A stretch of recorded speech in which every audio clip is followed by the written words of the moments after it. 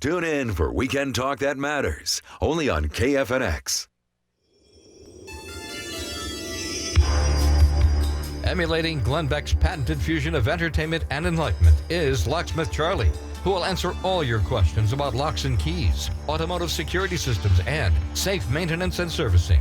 He'll also discuss how you can avoid being scammed by unscrupulous tradespeople, people who are oftentimes referred to as ghosts or gypsies. Locksmith Charley has 25 years' experience and was recently sworn in as Southwest Director of Associated Locksmiths of America. And now, here's your host, Locksmith Charley. Good evening, ladies and gentlemen. Welcome to the Locksmith Charley Show. We're here in the studio with Andrew from Andrew's Lock and Key. Hey, Charlie, how are you tonight? Same as always, classically insane. Aren't we all? And Ryan, Andrew's apprentice, and we have joining us Mark from A. Mark's Lock and Key. How's it going tonight, Mark? Good. How you doing, Charlie? Same as always. Ramsey would say, better than I deserve, but of course I'm not Ramsey, so I can't say that. Living the dream. Yeah, I know that one. So, haven't done a great deal of show prep for tonight, but we did encounter a couple of weird things this week, following up on what Andrew was saying last week about what Andrew discovered last week about the 24/7 scammers. I called a phone number that used to belong to an Aloha member down in Southern California, and AT&T told him he decided to disconnect the number because he just wasn't getting a bunch of calls on that number, and it just wasn't worth him to keep it going. So AT&T told him, well, you're going to pay us a fee so we'll refer the calls to you, or we're simply going to refer them to other locksmiths. And so what we've discovered is AT&T is doing something like this. Well, except this is not working. Oh. At no additional charge, AT&T can help you find a similar business in the same area, since the number you have called is not in service. Please stay on the line for alternate businesses, or for an additional charge, call Directory Assistance. I have 4 similar businesses. To connect to a locksmith in your area, press 1. For We Local Locksmith, press 2. For 24/7 Locksmith, LLC, press 3. For Your Local Locksmith, press 4. Now, on one of these calls, I did actually press 4 and talk to Your Local Locksmith, which he answered something like J&T or something, and I could tell he seemed like a real legitimate locksmith driving down the road, and we chatted for a little bit while he was on his way to another call. But then I decided to test one of the other ones. You. Please hold while I connect you to a locksmith in your area.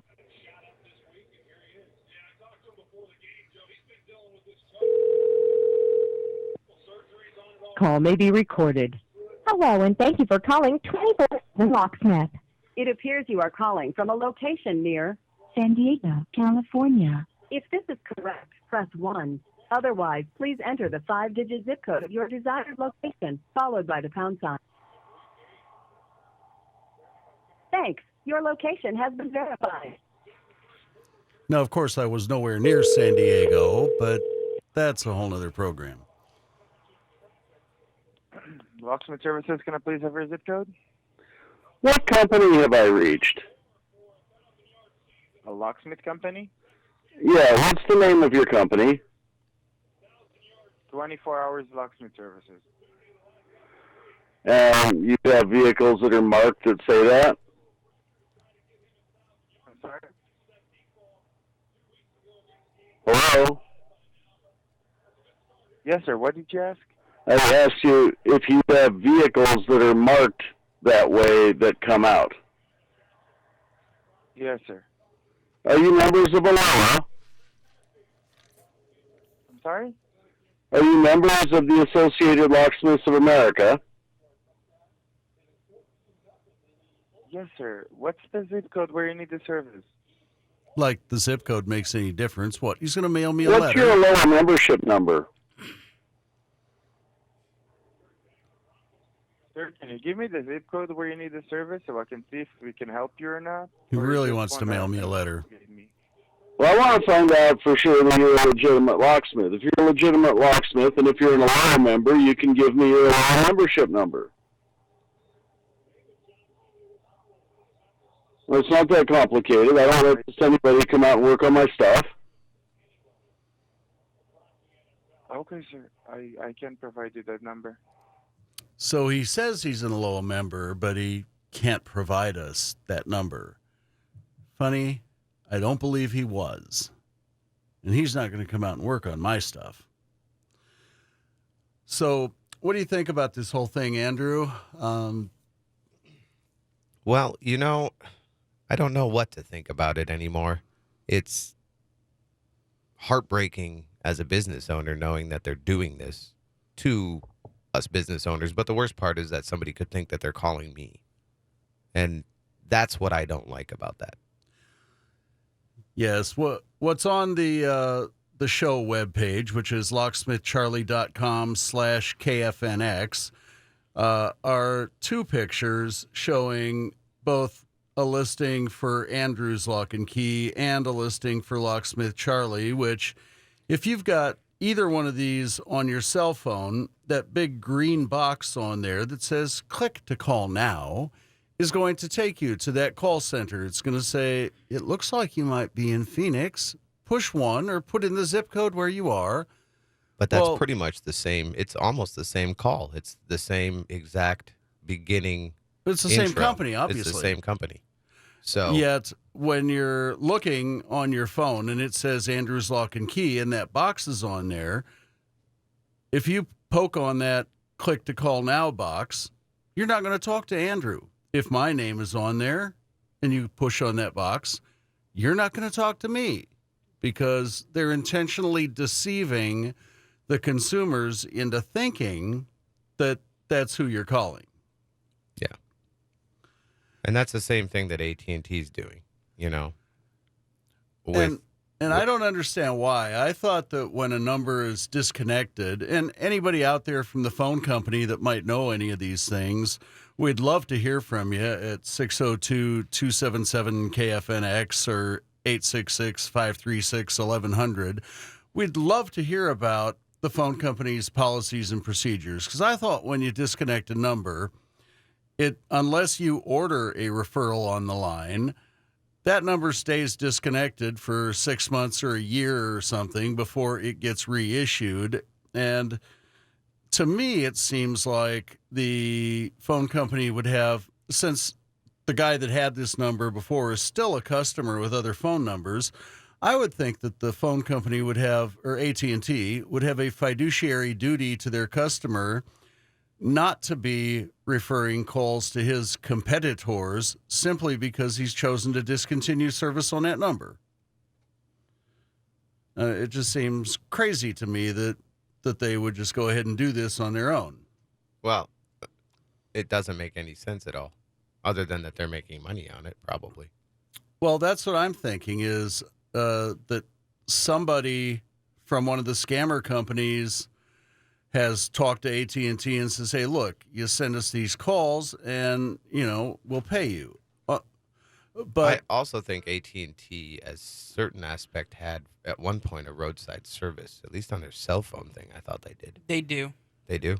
Yes. So that's probably might be where that's coming from, is they know you are registered on their network as a locksmith with that phone number. They know that they have to provide. Maybe we need to get registered on their network. Absolutely. But the funny part is when I did poke number 4 and talk to the guy that I thought was a legit guy, he says, no, I've got, because I asked him, I says, are you paying AT&T a fee to get things referred to you? And he says, no, I don't do anything through AT&T. I have no connection with them at all. And that's weird. Personally, I believe him because he sounded like you and me, a real guy out there on the road in between calls, driving down the road. That probably boils down that they have a listing of locksmiths and they're pulling from it and they know you're in need of a service of some kind. The funny part is, though, the number I was calling was in San Diego, and they says, we have 4 in your area. Really? You have only 4 locksmith listings in San Diego, and 3 of them are scammers? Really? Or they're pulling for that zip code, and they're pulling the 3 off that zip. Now, that might be. It might be geographically oriented or prefix oriented or something like that. I just have no clue in the world. But I do believe that it's time for a short break and pay the bills and all like that. So off we go.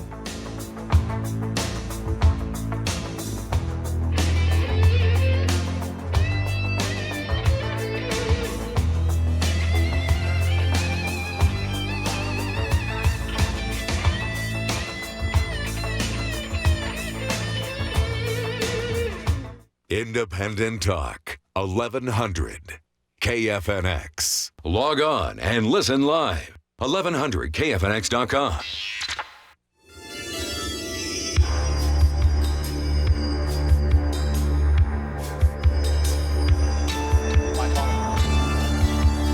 Welcome back to the Locksmith Charley Show.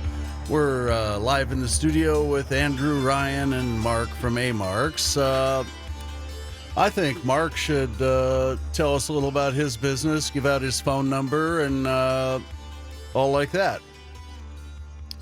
How many years you been a locksmith, Mark? Going on about 45. 45 years. Yeah.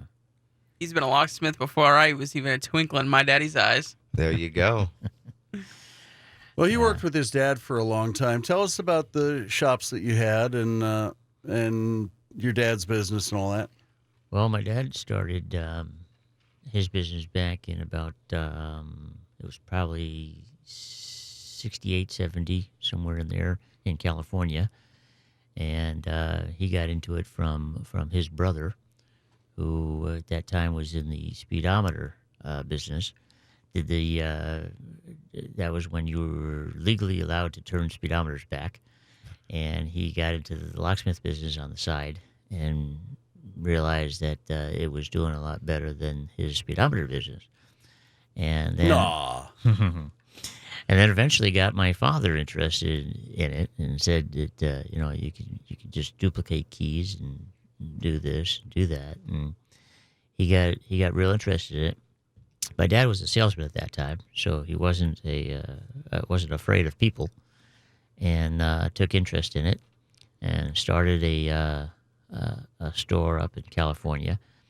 And then when I was probably about 10 years old, I started going over there, learning how to cut keys. And one thing led to another. And when I got older, I had already saved a lot of tools and equipment and stuff. And I decided to eventually try to do this on my own. In about 1980, opened up my my business, and I think it was 81 that I first got my shop. No, which one was that? That was out actually here in the valley, over on 51st Avenue in McDowell in 1981. So you had a shop separate from your dad's shop, which was what, originally up on Camelback? My dad had a shop on 16th Street, Camelback, for a long time. And then later on moved down to the building at 16th and Campbell, which is no longer there. Because the 16th and Camelback Center was was bought, and everybody else had to move out, and they tore down the center and rebuilt it to what it is pretty much today. And he had to move down to 16th and Campbell, which he basically stayed there until he retired. And then when he moved from there, they basically ripped down that center and put up condominiums. Yeah, that locksmith shop is a nice place to live now. So why did you make a separate shop on the west side rather than staying with Dad and making it a joint venture? I'm just curious.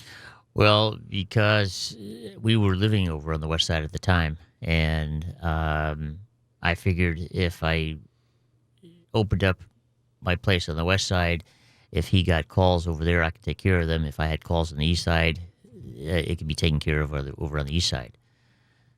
Well, it makes a lot of sense, and you can just hand the calls back and forth, or the accounting part's none of anybody's business, so I'm not going to go into all that.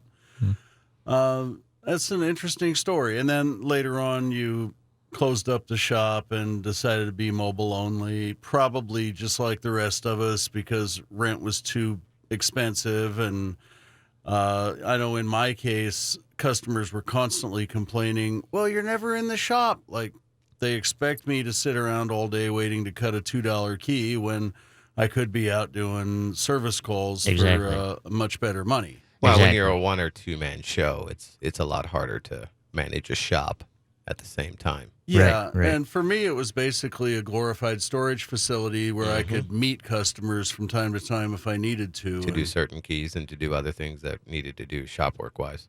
Yeah, and I can do that kind of stuff at my storage place now, or I've had people come over to my house, so either way. Yeah, and I housed both of mine in the same building. And my little lock shop is actually my back bathroom at my office. I have a huge bathroom back there that I turned into a small lock shop. Cool. That's actually where I learned how to duplicate keys. And I got to a point where I actually had an opportunity where the store next to me came open where I was after I moved from 51st, because 51st Avenue in McDowell, they found out that there was going to be a freeway exit.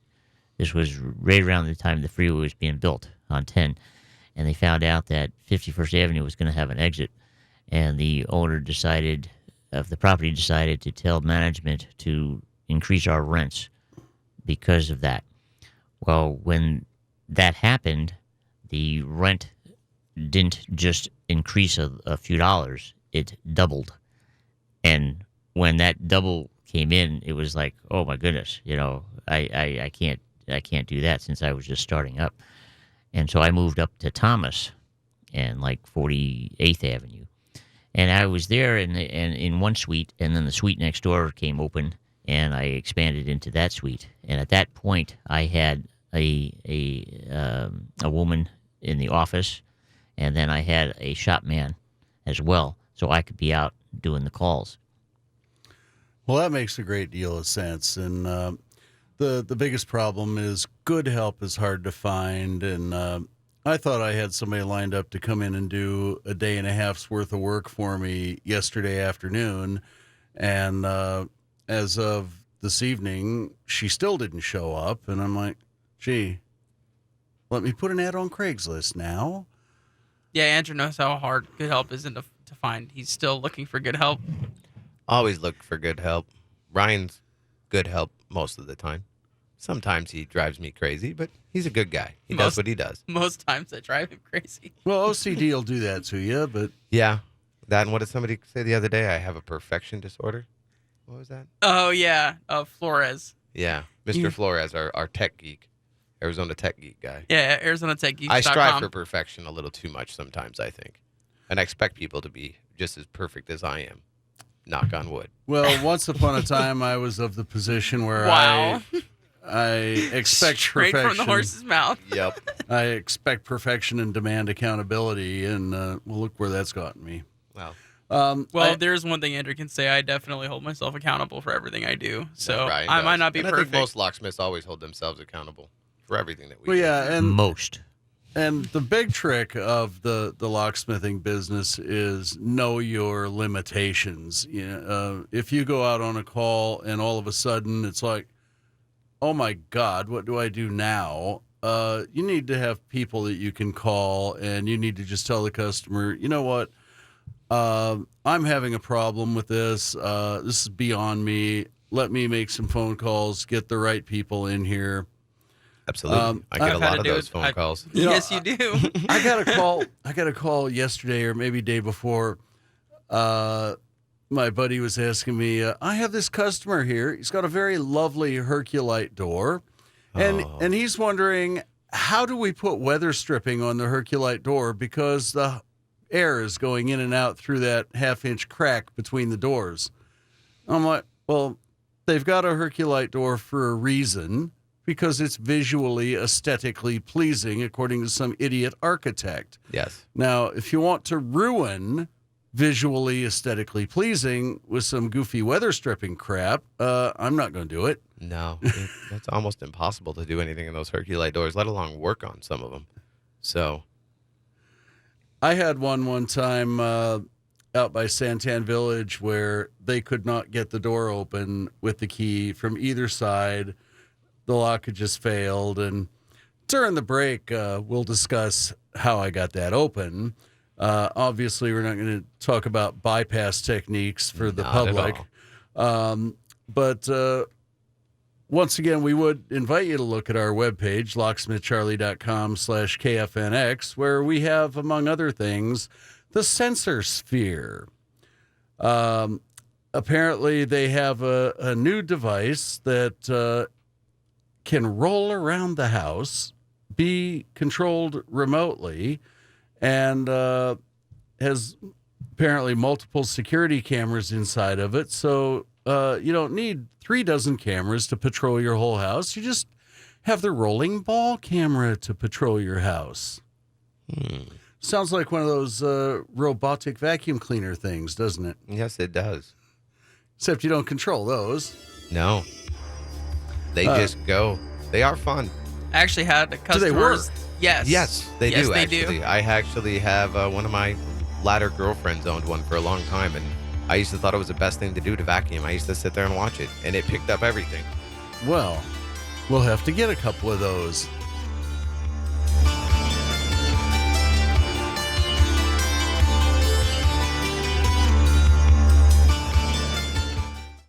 Don't touch that dial. Independent Talk, 1100 KFNX.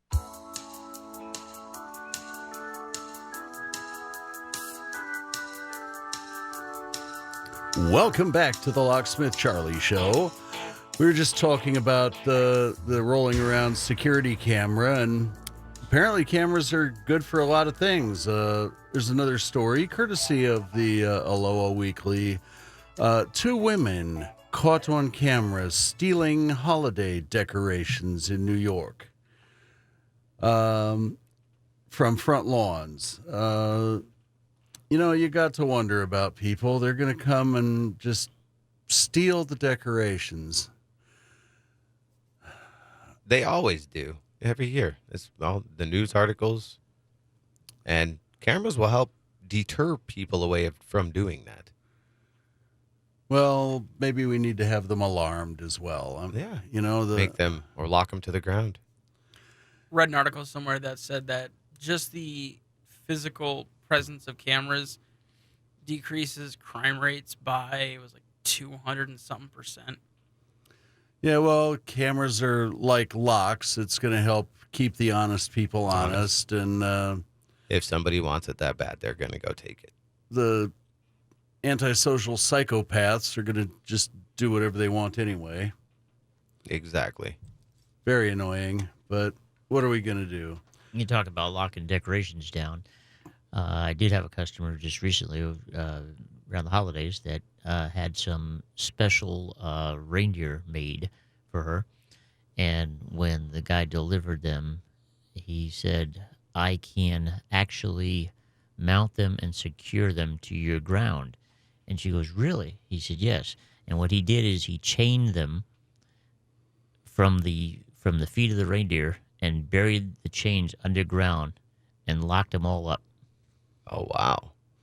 That ain't moving at all. No. You take the whole ground with you. Well, if it's something expensive like that, I would think it would be as simple as using one of those 2 or 3 foot long spiral shaped devices that you screw into the ground that you hook the dog to. Yep, the dog. And if you padlock something on there, they're not going to be able to unscrew it. So make it very hard to unscrew.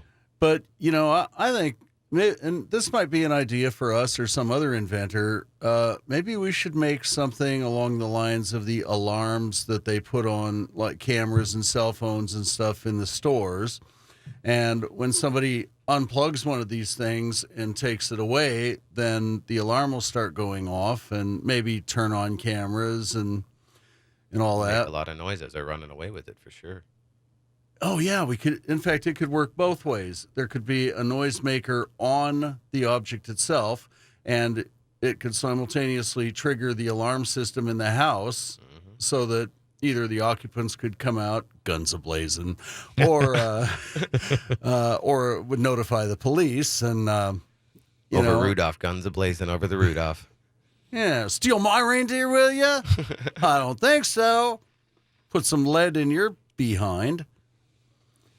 No, but I think the guns a-blazing would be like paintball guns. Oh, yeah, paintball guns. I've thought for a long time that it should be legal for everybody to be driving around with paintball guns. And when the stupid people do stupid things in front of you, you pull up next to them and start shooting their car with paintballs. And that will let the cops know the ones with the paintballs are the ones you got to watch because they're driving around doing stupid stuff. I mean, it's just sane, but they're not going to let us do it. The part of me that used to play competition paintball is just angry at that statement because you have no idea how many times we used to say, we don't use paintball guns for illegal activities. We don't use paintball guns to vandalize property. And now all you're talking about is vandalizing property. No. No, he's just talking about other cars with vandalizing anything. I'm talking about helping to identify for police the drivers that are just wacko out there. They should be we're not driving vandalizing anything. I mean, I'm not saying let's go around and shoot people's houses or, just for fun. No. This would have to be for just cause. An identification mark. For just cause, okay. An identification mark. Yes, clearly. Well, it's like when the bank robber. Paintball guns, so I can turn them over to you and you can. Well, I think it would have to be legalized first, but that's like the bank robbers running off with a bunch of cash, and the ultraviolet dye pack goes off and marks them so that they can be identified. This would be nothing different. And it's not like they couldn't go wash it off. That's true. Just gotta worry about like small dents and chips in the paint. Minor detail. Minor details. The car looks like it's got hit by a bunch of hail. No, that's just paintballs. You must be a really terrible driver. Exactly. And then the cops would know. And then my poor van would look horrible if that happened. Hey. The way Ryan drives. No, I'm kidding. Oh, well, they'll be pelting it because I drive too slow. That is what I'm talking about. I got him, when he got the van, I said, drive slow. Now he drives worse than little old grandma. And maybe you can tell me this one. Okay. Oftentimes when I'm driving around, it seems like the people that are going really slow and the people that are taking forever to do anything, it seems like 50, 70, 80% of the time, it's the drivers with handicap things on their car. And I have to wonder, why do these people drive as if the handicap is in between their ears? Because it is. Uh-oh. There he goes. No. Arizona, we deal with a lot of different drivers out here throughout the year. So the snowboard season is always a little rougher. But I think I understand what Charlie's talking about because it says right on the bottom of the tag, remove when vehicle in motion. And they still leave it hanging from the rear view. Well, I'm not even talking about just those, but the handicap license plates too. If you see somebody going 45 miles an hour down the highway and you're zooming up on them wondering, why does this fool get out of the way? And then when you're, 150 feet away, then you can see, oh, well, it's a handicap. They must not be thinking correctly. Or they might not know where they're going most of the time is what I find out. It might be reasonable that it is truly a handicap, and they just can't push that hard on the gas pedal. No.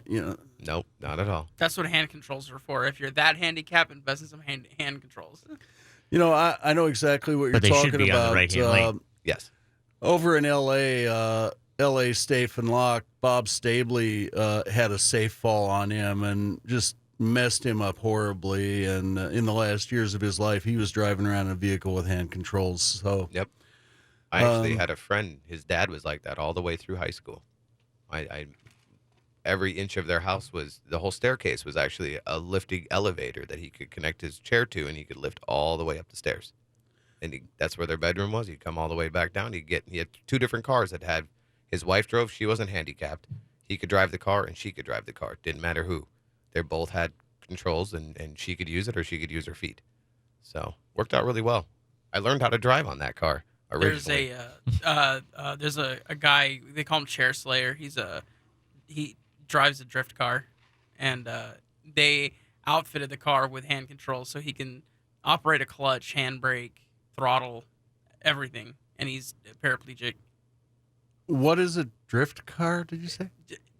Google it, Charlie. He's talking about a car that can go around a corner that's lower to the ground, that can scoot around the corner. It just with all the 4 tires on the ground still, and slide around the corner and keep. You'd have to. Oh, I've done that with a pickup before. Very similar to that, but they do that with lots of cars now. Just Google it. Just Google Chair Slayer. You'll appreciate it. I promise. Well, all right. He's turning to his laptop now. Well, I'm doing that. So we have some consumer stuff from Ryan, I think, tonight. Yeah, actually, I was doing some research on different sliding glass door locks.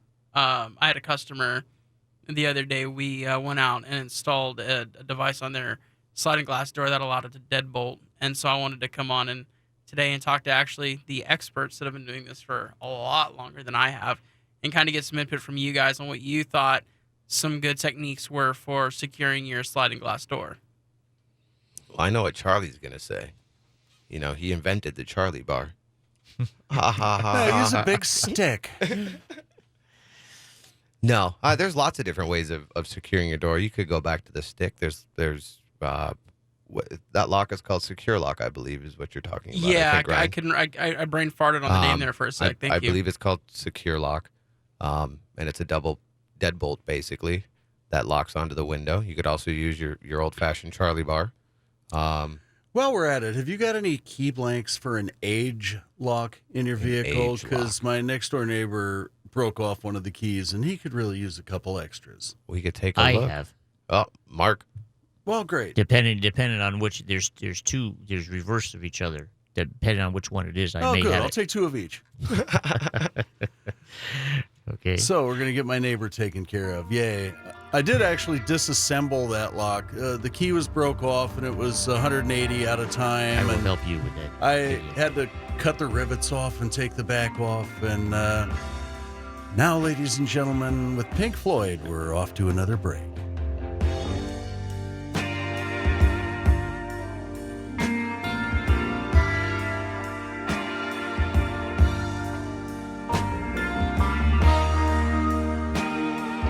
Independent Talk, 1100 KFNX. Visit us online at 1100KFNX.com.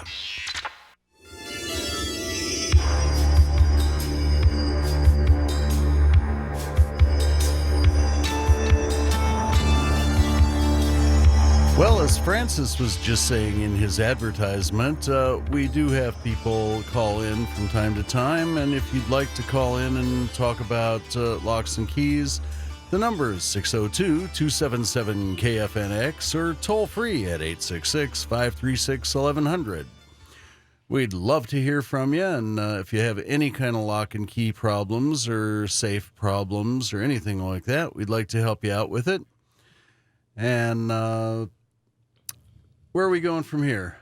Well, Mark was going to talk something. I think he was talking about sliding glass door locks, too. We're going to bring back up that a little bit.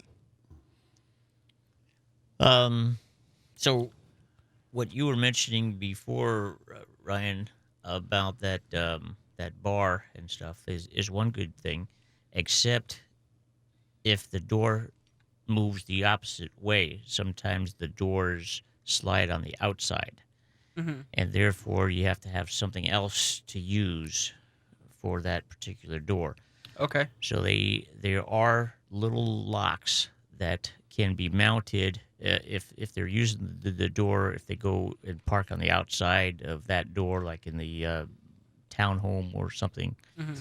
you can mount a little lock on the outside of that door that will lock onto the door into the track and stop the door from actually moving. Oh, okay. What are those locks called? It's a good question. You're not talking about that goofy thing from Kwikset, are you? That's one of them. They have one of them. That particular one is keyable to the house key as well.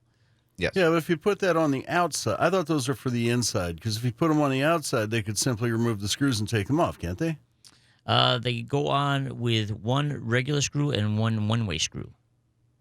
So it would be very difficult. And a lot of the time, I'll end up putting one-way screws on everything that has to go on the outside of something. Mm-hmm. Yeah, well, everybody knows those can't be taken off.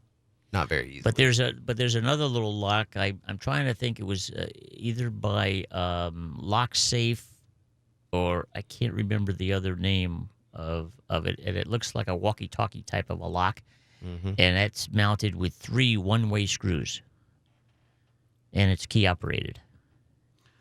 And I thought there was one that you could put on from the inside, put a hole through, other than the age lock. And I don't remember if it was Mag or Primeline or who made that, but it had, and I think they also had either single or double cylinder varieties, where when you close the door and turn the key or the thumb turn or whatever, a hook would come up behind the strike.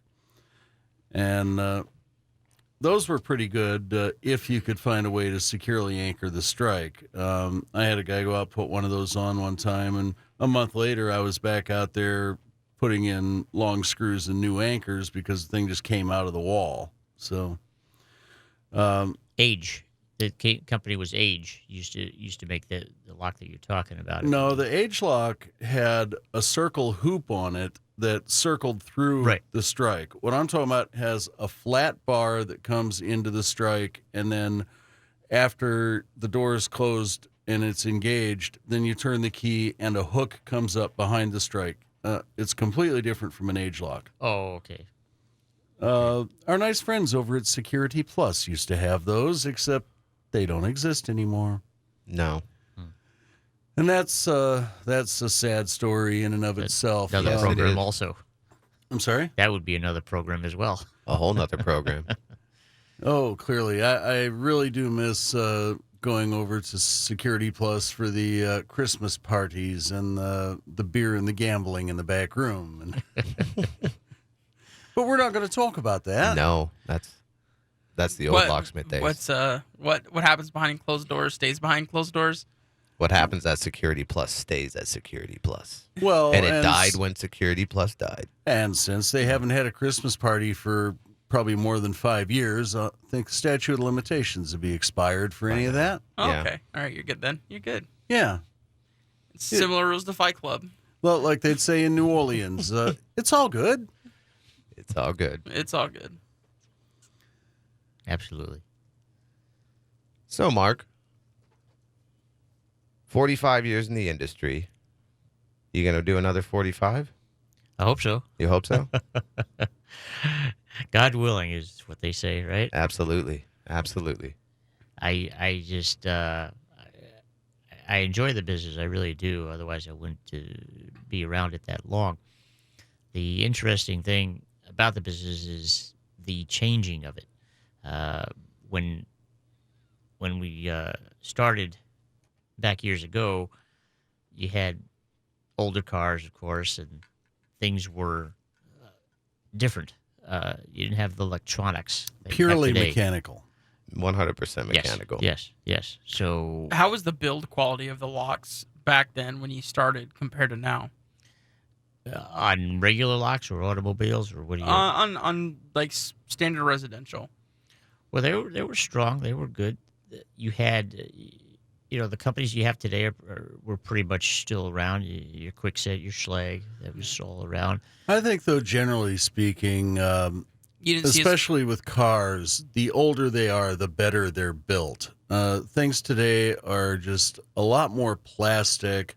Instead of machined brass or steel, they use an awful lot of pot metal. I mean, the locks that we use in the United States now would not pass the tests that Sold Secure over in England would would put on them. They look at the stuff that we put on people's houses here, and they say, why lock the door with that stuff? And that's kind of the point that I was trying to get to is, you got companies like Brinks, like Defiant, like a couple others that, most of the internals are plastic. It's not even a metal lock anymore. And so I'm just, kind of curious about how it used to be compared to now, and how it kind of quick set locks are designed now with lots of pop metal. If you see some of the older homes here from the 60s and the 70s, some of their locks still work 100% great. They're built with solid brass back then. Most of them were. Yeah. And now you see the cheaper metals being used because they're easier to make. And that makes me wonder about the manufacturers of commercial doors. They put $100, $150 Adams Wright locks in these narrow style aluminum doors, and then they put the Taiwanese $3 cylinders in them. Why don't they put the solid brass $20 cores or $30 Taiwanese Adams Wright clone in them, and put a $10 or a $20 solid brass mortise cylinder in it that's much higher quality? Even though those China ones are still there, it's still cheaper for those pop metal ones. Yeah, but what I'm saying is, why don't you take your cost factor and switch it around? Instead of buying original Adams Wright, why not put in the much cheaper imported locks that are exactly clones of the Adams Wright locks, and outfit the doors with good cylinders instead of junk? I mean, some of those cylinders, I've gone out, and if you put a Schlage original key in them, the Schlage original key doesn't want to go in the keyhole. Nope. If it does, sometimes the pins don't want to go down into the holes. Mm-hmm. Other times the diameter of the plug is so much different that you've got to cut the key 2 depths, or you've got to use a pin 2 depths higher than the numbers on the key that you're putting in. Isn't right at all. I mean, sometimes it's spacing, other times it's plug diameter. Yeah, that is true too. So in answer to your question there, Ryan, the quality and workmanship has going down in the locks. In the locks. Now, if you want to jump into automotive before the end of the show here, we can bring this into next week. But automotive, I think, has taken a turn for the better and yet a turn for the worst. And we can talk about that next week for sure. Yeah, I'd like to. So I'm just, as an apprentice, I want to, learn more about the history of it, because I think to understand where you're going, you need to understand your past. And so if I'm going to take this field seriously, I kind of want to know some of the past of it. And, Andrew's been trying to beat that into my head the last few weeks specifically. And, I've been doing a lot more jobs on my own and doing a lot better and being able to handle more work that he throws at me. But the last few days, he's had me go back to basics, and I'm back to break picks and picking whatever lock he throws at me, and which has been great because I'm getting even faster and better at picking now. So I get it, but I'm really interested in getting to know some of the history of this industry. So. And when I got started up in Seattle, I could frequently tell people, I've never done that before, but I always do that when I successfully completed the job. And I don't get to say, I've never done that before very much anymore. And 25 years from now, you won't be able to say it much anymore either. No. I'm going to get away with it as long as I can, because it's still kind of fun to say sometimes. And people just, oh, that was great. It's like, yeah, I never did that before. And they're, what? Yeah, and there's no sense in not telling the customer. I think it's fun. Learning Ladies and gentlemen, y'all have a lovely night, and we'll be looking forward to next week where we'll talk about automotive. Bye-bye. Have a good night. Good night, everybody. Good night.